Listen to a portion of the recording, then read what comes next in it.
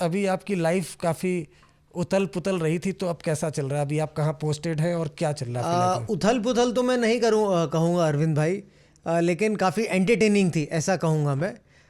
लेकिन चूँकि अभी एक आईआरएस ऑफिसर हूँ और भारत का एक अच्छा सिपाही हूँ, डिसिप्लिन्ड ऑफिसर हूँ, तो इसके लिए भी चेन्नई में कार्यरत हूँ एज एडिशनल कमिश्नर। लाइफ कैसी चल रही है? महाकाल का आशीर्वाद है, बहुत अच्छी चल रही है। काम भी अच्छा चल रहा है। फैमिली, सैटरडे संडे फैमिली से भी मिल लेता हूँ, तो कंटेंटेड हूँ, खुश हूँ लाइफ में। फैमिली की आपने बात की, तो फैमिली को लेकर इस दौरान जो हमने देखा कि आपके घर में रेड हुई, फिर आपने बताया भी था आपकी फैमिली को थ्रेट किया गया, आपकी वाइफ हैं, बच्चे हैं, मम्मी भी आपकी, मम्मी की भी बात आई, मतलब सिस्टर की बात आपका की आई, पूरा परिवार एक तरीके से कहे तो हेडलाइन में बना रहा। वो मोमेंट कैसा था? उस तरह से कैसे फेस किया फैमिली को अरविंद आपने? भाई, हम जब भी सिविल सर्विसेज देते हैं तो कुछ आइडियल्स के वजह से देते हैं, कुछ करना होता है राष्ट्र के लिए, उसके लिए हम देते हैं।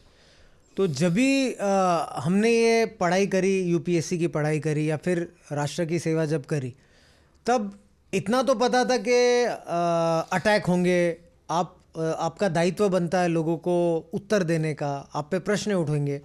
लेकिन ये नहीं मालूम था कि एक कार्य करने पर और सच्चा कार्य करने पर, ड्रग्स को रोकने पर, आपकी माताजी जो मृत है, आपकी पत्नी, आपकी बहन, आपके वृद्ध पिता, आपकी जात, आपकी जमात, आपकी इंटीग्रिटी, ये सब चीज़ें भी पब्लिक का हिस्सा बनेगी। तो ये इस बारे में कुछ आइडिया नहीं थी।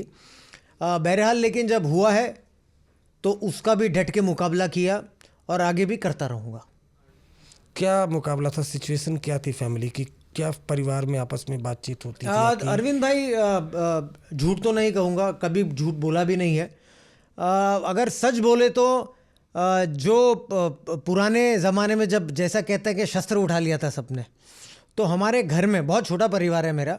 जैसा मैंने आपसे कहा कि मेरी एक बहन है, मेरी एक धर्मपत्नी है, मेरे छोटे छोटे बच्चे हैं और मेरी सिस्टर के वो भी लक्ष्मी और दुर्गाएँ हैं, तो ज़्यादा औरतें हैं घर में मेरी। तो जब भी ये इशू हुआ, कुछ गंदे प्रकार के लोग हैं जिनका नाम लेके हीरो नहीं बनाना चाहता, तो इतने बड़े नहीं है जिनका नाम लूँ मैं उनका, तो वो लोगों ने कुछ आरोप लगाया था। तो जब आरोप लगा तो मुझे तो स्टार्ट में ऐसा लगा था कि शायद चिंतित होंगे, लेकिन जैसा मैंने आपसे कहा कि मेरे घर में दुर्गा और लक्ष्मी है, तो सब लोग का ऐसा था कि हम लड़ेंगे और सब लोग ने बखूबी लड़ा। तो उनका तो ऐसा कहना था कि पहले हमसे लड़ ले, बाद में तू आ जाना लड़ाई पे। तो उन्होंने मेरे तक तो आने नहीं दिया, लेकिन हमारे घर के औरतों ने ही पहले सबसे पहला लड़ा उनसे। तो किसका भी मोरल डाउन नहीं था, किसका भी माइंड डाउन नहीं था, सब लोग एक से एक लड़ने के लिए तैयार है और अभी भी लड़ने के लिए तैयार हैं। उनका तो ऐसा है कि अभी तो सिर्फ 10-15 लड़ाई हुई हैं और 9 से 90 लड़ाई होने दो। नहीं, मतलब चूँकि आपकी वाइफ भी हैं, वो बॉलीवुड से रहीं, और एक सिचुएशन घर की, क्योंकि जो एक्शन हाल फिलहाल में लिए थे उस एक्शन पर आपके सवाल उठ रहे थे। इधर बीच कुछ रेड्स भी हुई, शायद ईडी की रेड्स, सीबीआई की रेड्स।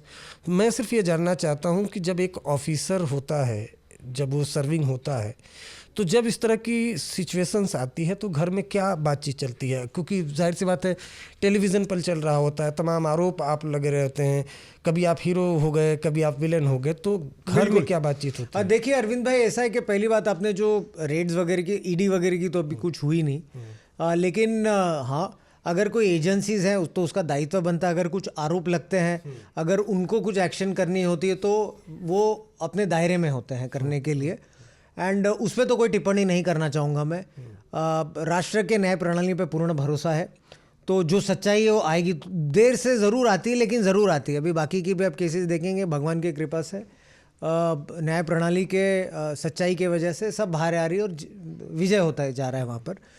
लेकिन जो आपने घर की बात कही है, वो भी जानते हैं, वो भी समझते हैं कि क्या सच्चाई के मार्ग में ये सब परेशानियाँ होती है।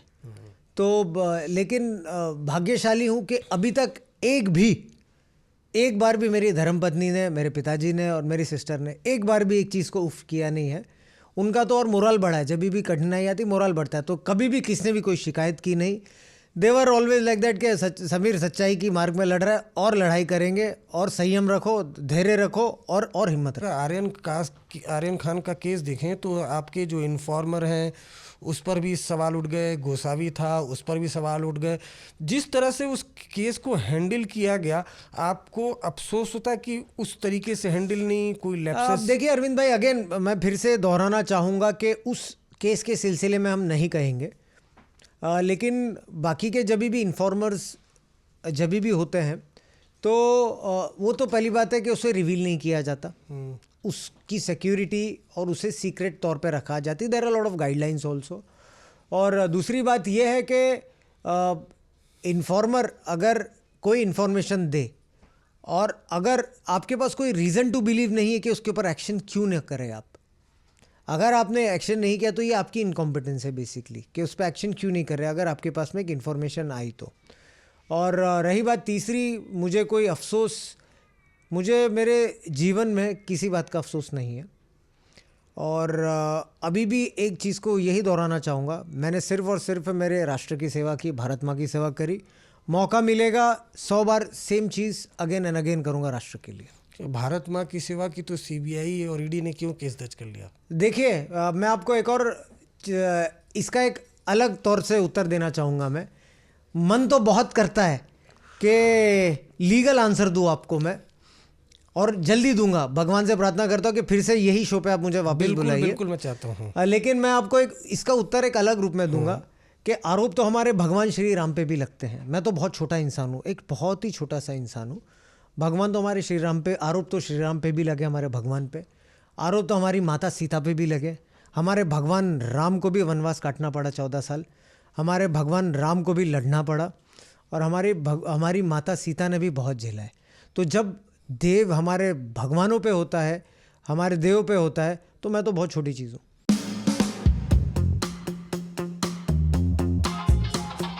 यह मीथ है कि इजराइल एक मिलिट्री सुपर पावर है, और जब ईरान के पास न्यूक्लियर बम होगा तो सऊदी अरब बोलेगा कि मुझको चांद लाके दो। तो भारत कितने दिन तक रुका रहेगा? क्या भारत कोई साफ स्टैंड लेगा नहीं? औरंगजेब मत बनिए ना बाकी मसलों में। नहीं, कुछ तो हम कहेंगे ना। मत बोलिए ना कि पापा वार रुकवा दी। भारत से ऐसे सामान जाएगा सीधे यूरोप, यूरोप से सामान आएगा सीधे इंडिया। लेकिन किसी ने उस नक्शे को गौर से नहीं देखा। वो नक्शा गाजा से होकर गुजरता है। एक समय ऐसा भी था जब अर्जेंटीना में बनाने की कोशिश की यहूदी स्टेट। मेडागास्कर में भी तो बात निकलेगी तो दूर तक लग जाएगी।